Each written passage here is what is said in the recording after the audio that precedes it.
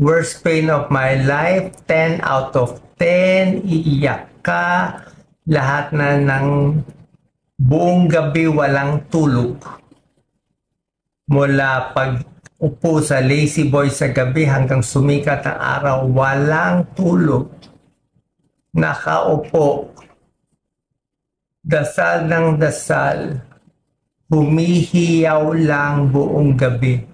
Sasakit siya para siyang may kutsilyo na may sumasaksak sa likod mo.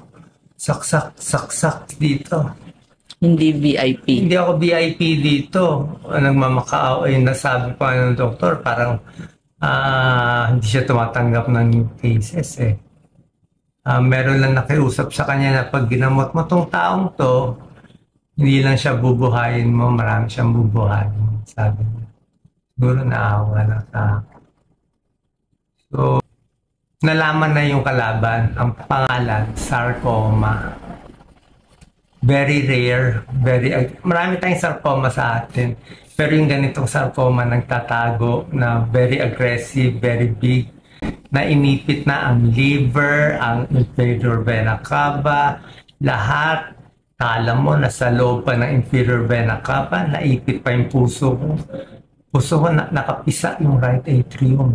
Kaya siya rare because galing sa nerves. Galing sa nerves. Yun yung nagpa-rare sa kanya. Galing sa nerves at wala akong risk factor. Saan ko nakuha to? Tingin ko stress. Kaya kayo, huwag kayong magbabasa ng comments sa Facebook. Na-stress ako sa mga comments. Na-stress ako sa mga bashers. Kahit konti na na-stress ako. Na-stress ako kasi hindi tunay lahat ng sinasabi. Dahil sobrang akong kayong mahal. Sobrang mahal ko ang Pilipino.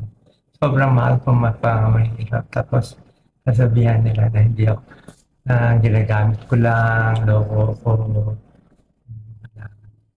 Purpose pa ang Diyos. May purpose pa ang Diyos. And ang good news, chemo na agad ako. Ito yung chemo. Wala kaming layat. Tsaka